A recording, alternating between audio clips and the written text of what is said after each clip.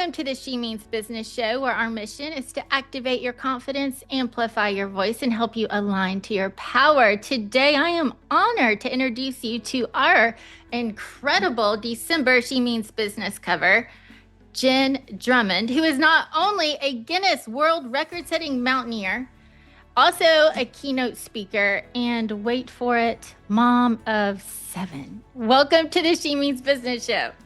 Oh my gosh, thank you so much for having me today.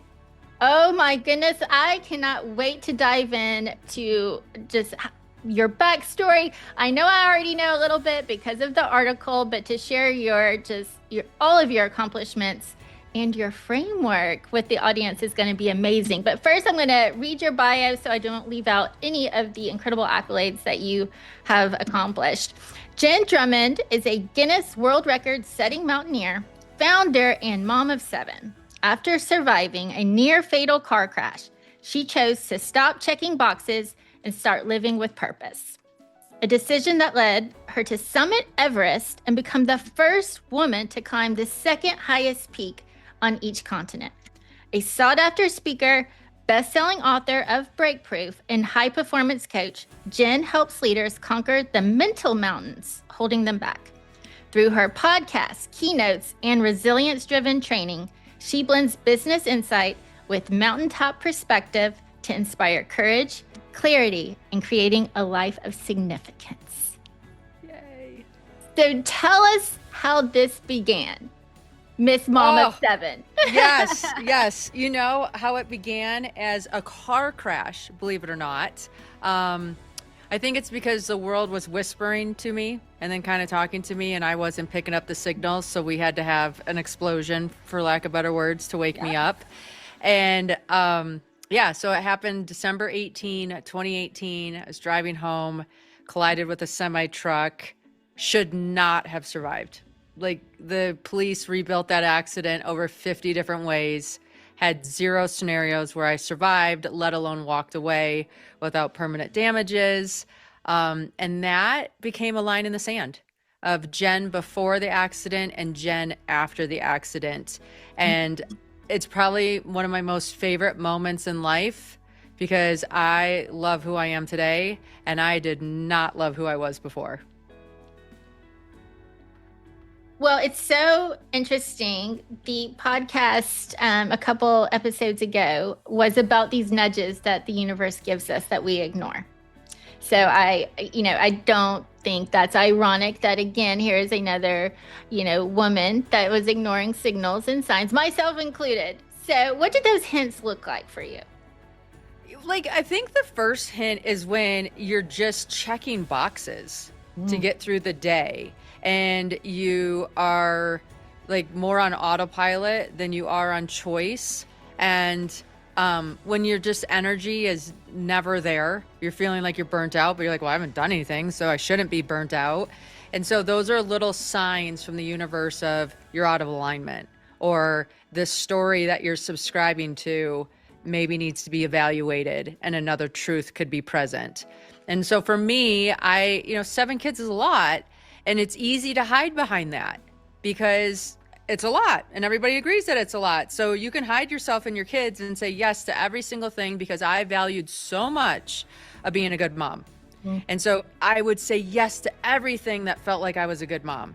And then anything left over would be used for me. There was nothing ever left over. Like, let's be honest. And so our car accident just made me realize I'm demonstrating what it looks like to be a mom. And I wouldn't want any one of my kids to be feeling or looking at my life the way that I'm looking at it right now. I want them to do things and explore and wake up excited and hard to go to bed because their brain's running on so many things that they want to solve or bring to the world. And so, if I want my kids to feel that way, I have to demonstrate that. And that was like the big call to the mat. Well, and I, of course, admire your dedication to being a mom. And then it was your son that kind of put this idea into your head, right? So tell us about that. Yeah. So what happened was, you survive one of these crazy experiences, death becomes real, and you start making a bucket list of things you want to do, see, or experience before you die. Taste pasta in Italy, swim with whale sharks, climb a mountain, like things that you're like, I want to do this before my time's up. And on that list was this climb a mountain. I live in Park City, so there's lots of mountains. So I thought maybe one day I'd throw a backpack on and hike up to the top of one. And when my son saw climb a mountain, he goes, Mom, I think you should climb Mount Everest. And every bone in my body should have been like, no, I shouldn't, honey. I have never slept in a tent. I think a hotel without room service is roughing it. I should not be climbing Mount Everest. However, like for some reason, we looked at Everest on the Google, and then he went to bed, and I was like, you know what? I should climb Everest. And I'm going to show him and all my kids that whatever our Everest is, we're capable of summiting. That happened. And the rest is history. And the rest is history. Yeah, no. So I like Everest, obviously I needed to hire a coach because it was out of my league and I didn't know anybody that summited Everest and it sounded crazy to anybody that I knew. And so when I called the coach, he's like, yes, I can get you ready. You used to be an athlete. And then he introduced me to people that had climbed Everest. And then I went on hikes with those people or went out to lunch with those people. And all of a sudden it started normalizing this thing. And in one of the books he had me buy, it was called The Uphill Athlete. And it taught me how to be an uphill athlete. And in the front was a story of a lady who got a Guinness World Record. And I remember reading that part thinking, man, if I got in the Guinness World Record books, I'd be a cool mom. And here I'm like still trying to like be the cool person to everybody. I'm like, if I was like, yeah, that's the only book my kids will read cover to cover is, who's the tallest man in the world, who has the longest fingernails, who grew the biggest pumpkin, whatever. I'm going to be like, I want to be in that book. I don't know what for, but I want to be in that book. And so I was like venting to my coach or something. And he was like, well, I'll think of something. Just give me a few weeks. I'm like, okay. And a few weeks passed by and I didn't even think about it again. It was like one of those thoughts that you dropped off and you left it. And then one day I get a call from my coach and he's like, Jenn, I have the perfect world record. I'm like, oh yeah, you do? He's like, yes, I think you should be the first woman to climb the 7-second summits. I'm like, Alan, what? I don't even know what you're talking about. 7 what? He's like, second summits. I'm like, what are those? He's like, well, it's the second highest point on each continent. And of course, my ego jumps in. Well, why would I climb the seconds and not the first? And he's like, well, the seconds are actually harder. And they've never been done by a woman. So you'd be, so he's like giving me this whole sales pitch. And I was like, whatever. And then on the last line, his closing line got me. He goes, Jenn, think about it. 7 mountains, 7 continents. You have 7 children. It's a jackpot. I'm like, it is a jackpot. And my whole body was saying yes. And my mind was like, girl, don't you write checks you can't cash? Like, do not say yes right now. And so I went home and I talked to my kids about it. And they were so excited that I was doing it. And there you go. I'm speechless. I can't even talk, but I don't want to give away too much of the article. But one of my favorite parts was you discovered a fear you had. And so it kind of brings this whole story even more full circle on just how amazing it is. So share what you discovered as a fear you had that you didn't know, right? Oh my God, so embarrassing. I'm like, so embarrassing. So like, okay, whatever, we're going to do this thing. And so then we're identifying all the things that I need to learn how to do that I don't know how to do to make this a reality. And one of those things was climb, like be a rock climber type person, because Mount Kenya is a 20-pitch rock climb. I'm like, okay. So my coach was like, yeah, go to the climbing gym, hire a climbing coach and like learn how to climb. I'm like, perfect. So I go, to REI, buy all the fanciest gear, because if I have the best gear, I'm going to be perfect, right? I get to the climbing wall with this coach and he's like, well, let's just have you climb up there and see how you do. And then I'll know where we need to work from. And so I clip into the rope, I start climbing up the wall, and all of a sudden my vision tunnels. My hands are sweating. My legs are shaking. I feel like I'm going to throw up. I don't even, like, I'm about to pass out. My body has no color in it. I look down at my coach. I'm like, what do I do? And he gives me the finger. Come down. Let's talk for a second. So I climb down and I'm like, oh, what just happened? And he goes, I think you have a fear of heights. No, I can't have a fear of heights. I was 10 feet off the ground. I need to climb 29,000 vertical feet. How could I have a fear at 10? He's like, well, that's kind of what fear looks like. I'm like, what? And I'm like, well, oh my God, I have told so many people that I'm going to go do this thing. And now I'm going to be like, just kidding. I have a fear of heights. Didn't know. I mean, I was like speechless. And I looked at him. I'm like, what do we do? He's like, well, we're going to have to do exposure therapy. I'm like, well, what's that? He's like, well, I'm going to need you to get back up on that wall and you're going to feel all those feelings.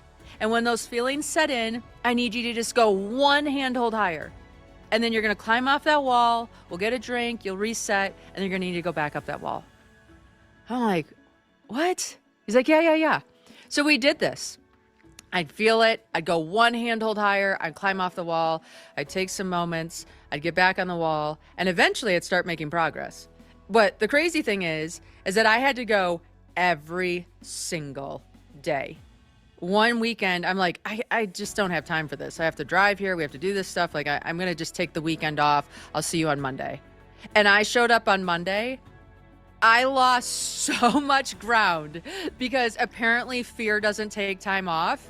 And I had to it took me 3 days to get back to where I was before I took my day off, a day. And it was just this experience where, one, I had never physically felt fear. Like I had thought I felt fear. No, that was fear. It paralyzing. And then two, it was fascinating to see the difference between me on day 1 and me on day 30. And I'm actually so grateful for the experience because now anytime it's hard, I'm like, well, it starts off hard, but 30 days later, let's see where you're at. And it has allowed me to pursue so many things and go so much further in areas that I would have been like, peace out. Thank you. We're done. Amazing. And so I know you have this amazing framework. Yes. And when did you realize that this mountain experience and conquering these fears, you would actually kind of turn that into something to teach and help empower others? Was there a pivotal moment where that kind of clicked? Well, what happened is definitely mountains are great metaphors for everything in life. I had built a business before in finance. And so when I was climbing, I could bring back so many memories from finance that were relatable to on the mountains. And so it was fascinating for me to see that overlap. And then when I wrote the book, Break Proof 7 Strategies to Build Resilience, I kind of highlighted key lessons that I learned on the mountain that applies to everyday life. And then what happened is somebody called me and asked me to do a TEDx talk. I'm like, oh, I know a ton of people have a TEDx talk. I'm going to go do a TEDx talk. I mean, I've listened to TEDx talks, but it's a different thing when you're listening to write your own versus listening for the sake of enjoyment. And so all of a sudden I realized most very successful TED Talks have a formula that people, or a methodology that people can apply to their own lives. So then I had to realize, okay, what can I do looking at my journey and how can I piece this into a methodology that will help others versus just specific lessons. And so that TED Talk set me on the journey of developing the P.E.A.K methodology, which was so frustrating. I'm like, I'd rather climb a mountain than sit through all this stuff and try to figure this out in the beginning. But then when it kind of came together, it was so rewarding. I love it. It gets me so excited. Amazing. So let's go through each, or the acronym P.E.A.K. And because I know you have amazing stories that go along with each one. And P is pinpoint the fear. Is that right? Pinpoint the truth. Pinpoint the truth. Pinpoint the truth. So in interviewing a bunch of coaches and different people throughout the years, I had asked, a common question I'd asked is why do people not succeed? What is the number one reason people don't succeed? And the common feedback was people are lying about where they start. And when they lie about where they start, then they can never get to where they want to go. And so when it comes to mountaineering, it's kind of like you need to be GPS honest with where you are. Because if I plug in a code to get to the top of the mountain, but I'm not starting from where I said I was starting from, I'm not getting to the top of the mountain. So the P was about pinpointing your truth, being GPS honest about where you are. Like I'd never slept in a tent. I had a fear of heights. All these things were facts. It wasn't feelings. So you got to separate the feelings from the facts. But when you have these facts, then you're like, okay, well, now that we know this thing, we're going to buy this tent and I'm going to pop it up in the backyard a few times in the wind and in the snow to make sure I know how to put it back together. And now that task is finished. And now I can go to other things that I don't know, as in like how to pronounce half the gear I need to buy. But here we are. Well, and I know the fear story of finding out, that you were afraid of heights also falls under the P. And then E is for envision your future self. And you guys are going to love this because I grew up in the 80s. And so Barbie dolls were definitely a thing. And what I noticed with my Barbies was if she had a lab coat, she was a veterinarian. If she had a briefcase, she was a CEO. We put Barbie in a sparkly gown, she was headed to the Oscars. So it was the same doll. You just changed her outfit and she had a completely new identity and a new ability to do whatever she was doing. I'm like, okay, well, this version of Jenn right here is not getting up any mountain. So let's be real. So what does future version of Jenn need to look like? And I named her Mountain Barbie. And she had to have an ice axe and crampons and a whole lot of grit. And I built this persona because then I would step into Mountain Barbie and I would have success because I was her. So any of us that are chasing goals, the reason why we're not at that goal yet is because we haven't become that person that achieves that goal. So we have to first build the human that achieves the goal and then close the gap on who we are and who we want to be so we can achieve the goal. And you do that in daily habits, right? Like you have to, for me, it was my toothbrush talk. And what happened was, you brush your teeth for 2 minutes in the morning and 2 minutes at night. And when you're little, they tell you to sing the happy birthday song while you're brushing because that's about 2 minutes. And then when you're older, you look in the mirror and you're like, oh my gosh, I didn't get enough sleep. Oh my gosh, I think I'm breaking out. Oh my gosh, my hair's crazy, right? Like you start picking on yourself. And so I'm like, well, that's not helpful. So then during my toothbrush time, I would tell myself, I'm strong. I climb. I'm brave. I get up when I fall down. I show up for my training. And that just kept reprogramming this identity that I was stepping into. Amazing. And I love how you tell this story because it's a funny story, but the science behind visualization and how that helps with the embodiment and like you want to say a persona, but of any dream or goal. So I love your story that goes along with it, but it really is scientifically backed. And I know when I come up with some crazy goals like that, I'm going to have to take in this Barbie method now. But, Yes. It's like a visualization because it tricks the brain to it not be so scary. And, you slowly, your brain starts processing that as that it's already happened. So you can step into it in I don't want to say easier way, but maybe. No, definitely. Right. I mean, it becomes easier as it becomes more repetitious. Yeah. Amazing. So take us on to A. Yes. A is for align your environment. Okay. And this is probably one of the most important pieces. And if you are at home and you're not training to climb a mountain, I understand, but think of the importance of your environment. If you're going to go on a diet, you're not leaving a bowl of M&Ms on the kitchen table. Okay. Because every single time you walk past that kitchen table, you're going to pop an M&M. And that's just because your environment is reminding you that M&Ms are amazing all the time. If you don't see an M&M, you're not going to crave one. For me, I had to make rules, right? So I wasn't allowed to take an elevator and I wasn't allowed to have like the closest parking spot to the store. And the reason why is I'm like, these are just little micro moments that I get extra training in. When my kids had soccer games, I would bring a 12-inch step and a backpack full of water bottles. And while they were playing their soccer game, I'd be up there doing the step-ups on my little bench. And like when they score a goal, I'd be like, great goal, as I'm like dying and huffing from breathing hard. but it was the only way that I could get the training in and still be present for them as a parent and do all that kind of stuff. And you make it fun. When you have a rule that says you're not allowed to take elevators, the universe is going to challenge you. And so it did. And I went to Chicago with my kids for a weekend, and we got upgraded to the 57th floor of the hotel. And my kids could not have thought that was the funniest thing that's ever happened to them as they loaded the elevator and waved goodbye. And I huffed up 57 flights of stairs.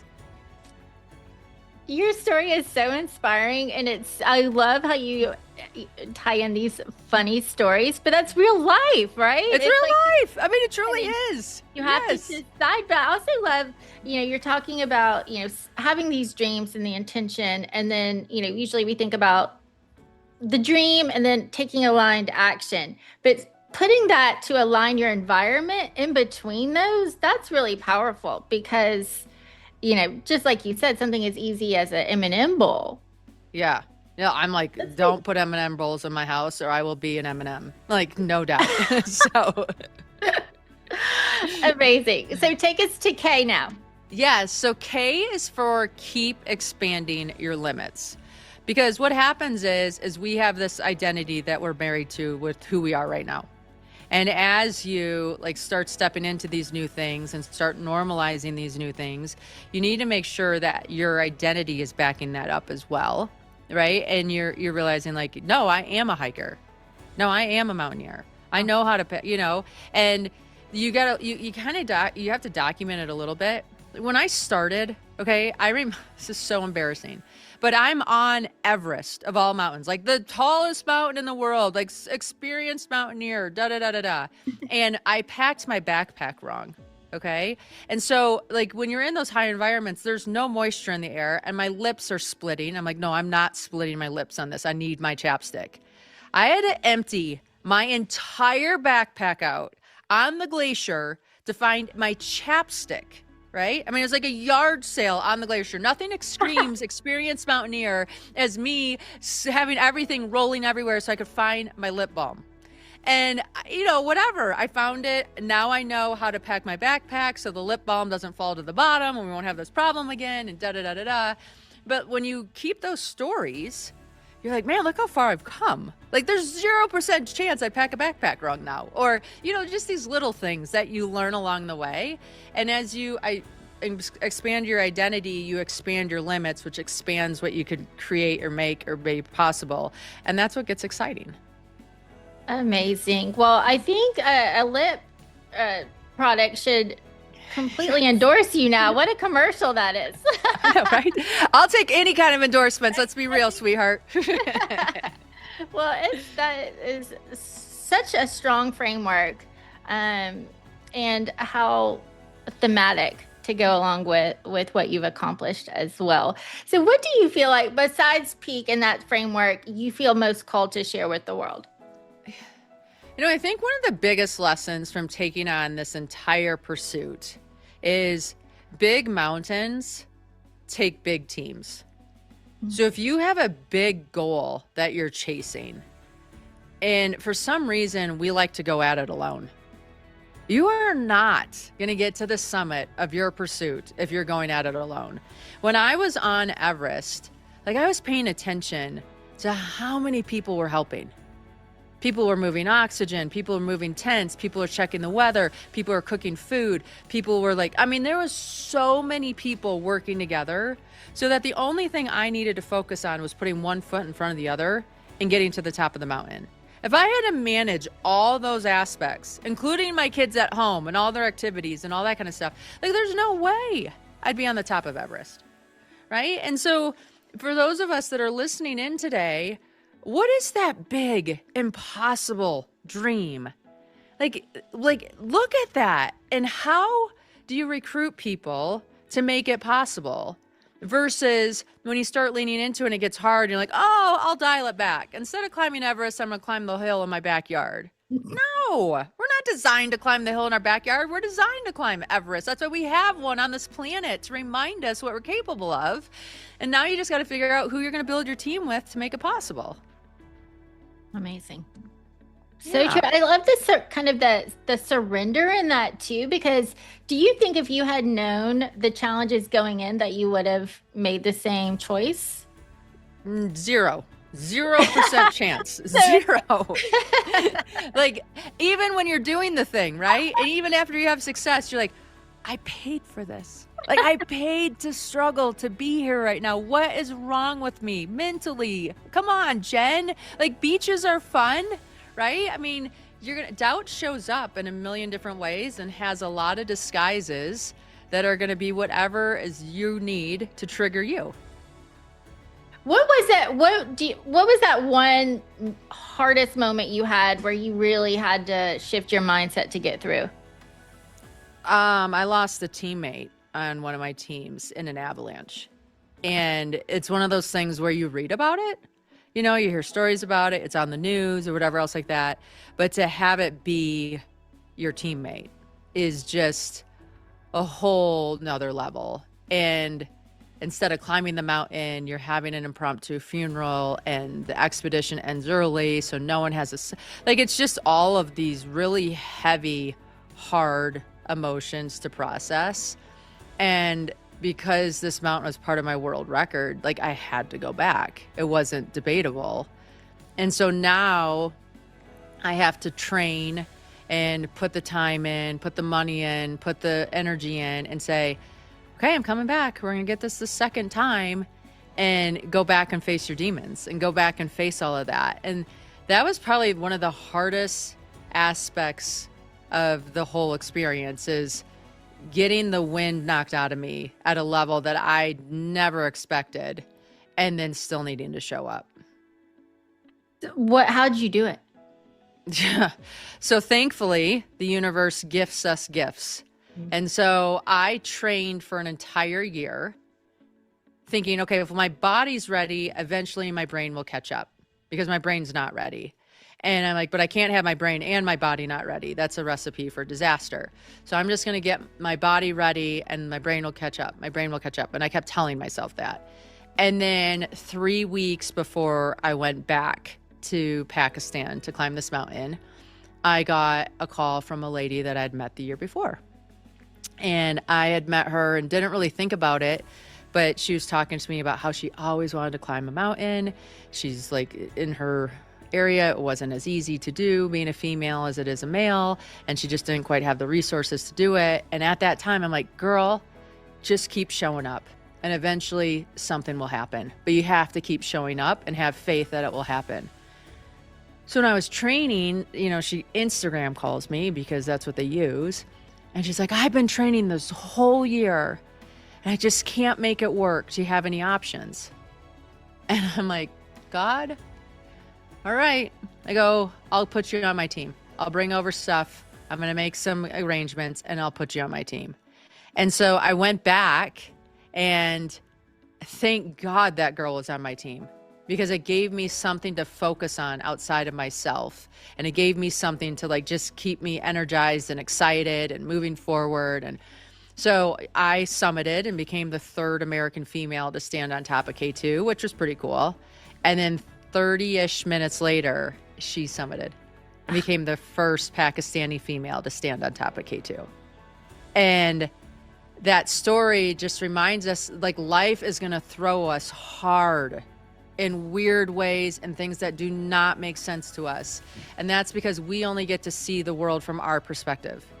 When you believe in a bigger force, universal energy, God, whatever you want to call it, and you tell the world that you're going to go do something, you need to do it because the universe knows that you're going to do it. And then they can use you to help make other things possible. And if you don't do it, that's being selfish. Because if I didn't go back, I don't know, who knows how the story would have unfolded. But because I had the courage to go back and that situation opened up as an opportunity, I got to play this teeny tiny part in this magnificent story. And now there's little Muslim girls all over the world that have a picture of somebody that looks just like them on top of that mountain. And that curiosity creates possibility. And that's why we're here. Unbelievable. Yeah, pretty cool. I I love to talk about confidence here, but you said it. It's like courage, have the courage and confidence follows. It's Yep. not the other way around, but just to take your hardest moment and to use that to empower someone else and the ripple effect of that is just the most beautiful thing. Yeah, you're right. I mean, it makes you so grateful for this gift of life because if it's full of surprises, and those surprises are amazing. So true. I always say, my things I'm most grateful in life are things I never asked for. Yes. They just, these miracles appear. So, wow. So what does your son think about you now? Oh my gosh, you guys, like this is so unfair. Okay, so listen to this. So I climbed the last mountain, right? I'm a world record holder. I'm feeling pretty big, right? The ego is definitely fed at this moment. And I land in the airport and my family's waiting for me, which is awesome. And so I like come off, I hug everybody and I love them. And I look at the little guy that challenged me and I'm like, we did it. He goes, Mom, you have bad breath. I'm like, I've been on an airplane for 15 hours. Thanks, sweetie. So like my cool mom moment was like less than a minute and onward we are. Oh my gosh. I so relate. I have two daughters, but that's exactly what they would say. Yeah, no, that's 100%. To be honest. Yep, exactly. You might be cool to yourself. I think you're my mom, so whatever. Amazing. Well, thank you so much for sharing your story. And now I want to go into some more, not that this hasn't been fun, I'd say more casual questions to get to know you a little bit more. What is your zodiac sign? I'm a Taurus, believe it or not. Taurus. Okay. And what is something always in your purse? Chapstick. I was like, everyone says a lip product. So how about outside of a lip product? Outside of a lip product, I always carry a $2. Your sponsorship for yes, lip balm companies step up to the plate, please. I always carry a $2 bill. Really? Yeah, I just think it's a fun thing. Like if you see somebody or whatever, it just is like something unique that you get to leave or share, and people like it. So yeah. I love that. I'm also in the music industry. So what is your favorite song, artist, genre? Just any kind of. I love Imagine Dragons. Oh, yes. Yeah, I do. I could so see you hiking the mountains listening to some Imagine. Oh, 100%. Yes. I'm here for it. Amazing. Okay, I'm so excited to know this. But your favorite personal development tool, meaning podcast or book or something that really, sticks out to you as your favorite?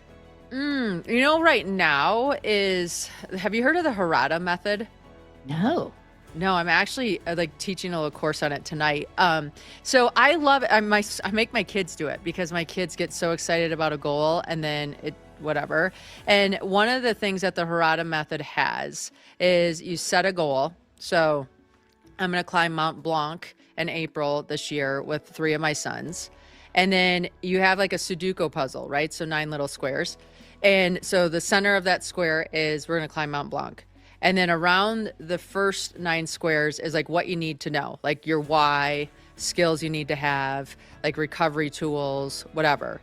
And then you would take the skills that you need to have, and it goes in its own little Sudoku sized puzzle. And then you put down what those things are. So my kids need to be able to ski with a weighted backpack. They need to know how to use an avalanche beacon. They need to know how to transition from uphill skiing to downhill skiing and these different things. And so then it makes these visions that you have, whatever that is, very easy to do because you have the steps very clearly lined out. So they call it like, by the time you're done with that, you'll have 64 activities that you need to do to be able to reach your goal. So it turns vision into action. Love it. The aligned action. Yes. Yes, yes, yes. To go with your aligned environment first. Yeah, right. And so that tool is a big part of your environment because it lets you know like where I stand. Amazing. I'm going to have to look in it. Spell Harada. Harada. So it was developed in Japan by this teacher who had the worst school grades out of all Japan. Wow. He taught these kids this methodology and they became like the #1 school in Japan. And then Toyota bought like the methodology and uses it in their training. So it teaches really like self-reliance, how to do all these things, and elevates their organization. Amazing. Sounds I like know, such it's a really great fun. empowerment tool, like you said. That's Yeah, no, it's a huge so tool. And like, so remarkable. my kids want to do something, I'm like, I want to see your grid, and then we'll look at I it. want to see your grid. I love this. Okay, what is your can't live without self-care tip? Oh, can't live without self-care. Okay, so like I have hair extensions. And so I think like there's very rare that I go anywhere without dry shampoo. So I hear you. like if I look good in the mirror, I feel good. So I'm very conscientious of how all that looks because it just reinforces how I want to show up. So for me, self-care is making sure like I like the way I look in the mirror. Hey, that's wonderful. What's your favorite? What brand do you use? I want to know. Oh, I use a Mika. Mika, I haven't heard of that one. It's got a really fun bottle. It's got like speckles on it. Oh, so, hey, sold. Yes, exactly. Did you say sparkles? I'm Did here. you say sparkles? Okay, and this is very telling about you, but I have a feeling I know what yours might be. What is your most used emoji? Oh, you know what? I do the heart one. Is there You're a probably mountain? thinking the I was like, mountain is there a one, but I do the heart one all the time. What color? Oh, the heart hands. The heart hands. I love the heart hands too. I do. What's your favorite emoji? It's probably actually the heart hands, or sometimes lately it kind of changes, but it's also been there's an upside down face, like Yes, that's smiley but upside down. yeah. So that's I used that one this morning because somebody typically how I forgot feel something on on their those way to days. school. I'm like, oh goodness. Yes. maybe it's because it's the holidays. I don't know, but I've been using it a lot recently. Yeah, no, fair assessment. And then what does she means business mean to you? I mean, she is taking care of herself and showing up the way that she is proud of, and that percolates into everything she does. So she means business as in like, girl, I got me and I got you. So let's go. I love it. Perfect. And let's see, last but not least, you have, or how do people stay in touch with you? What else do you have coming up that we can, Yeah. be in the know? Well, I have some adventures in Park City. So if anybody's looking out to get to the mountains, we're going to do some hikes and recovery and all the different things that I do to stay as a balanced human. So that's fun. I'm doing a family trip for people to Kilimanjaro. So if people want to bring their kids and go climb that mountain and have that experience, I took a group last year and it was like their favorite trip ever. And I'm like, okay, I'm in, I'll do it again. So I'm going to do that in August of this year. And go to jendrummond.com. You'll find out what I'm up to. You'll learn all my social handles, and please reach out and say hi. Amazing. Do you go to Kilimanjaro every year, or do you switch it up to different? Switch it up a little bit, but I had so many people request. I'm like, okay, we're going to do it again this year. It's such a fun climb. It's so attainable for everybody. And the people there are so amazing that everybody has a great time. Oh, I might have to sign up for this. I'm not kidding you. It's the best. It's amazing. Yes. And then do you have a weekly call too that people can jump on? I do have a weekly call. We call it the Summit Series. It's on Tuesday nights, 7 p.m. Eastern, 4 p.m. Pacific. And it's basically either myself or other people that have reached the summit of their arena give you guidance on how to get to the top of your mountain. And it's been a lot of fun. What's the call number? How do we? You're going to go to jendrummond.com/summit, Okay. and then you will get all the details and we can get you on. Amazing. So I might jump on tonight as well. Yeah. Get more Jen. Yeah, we're doing the Harada method tonight. I'm teaching everybody that tonight. Perfect. I'm Yes. going to jump on. Amazing. Perfect. Thank you for being here. Thank you for being our amazing inspirational December cover. Thank you for your story, your accomplishments, how you turn this into such amazing accomplishment, but you make it so relatable and empowering others to do the same. So I know our audience today definitely has learned something to activate their confidence, amplify their voice, and align to their power. And we'll see you next time. Thank you.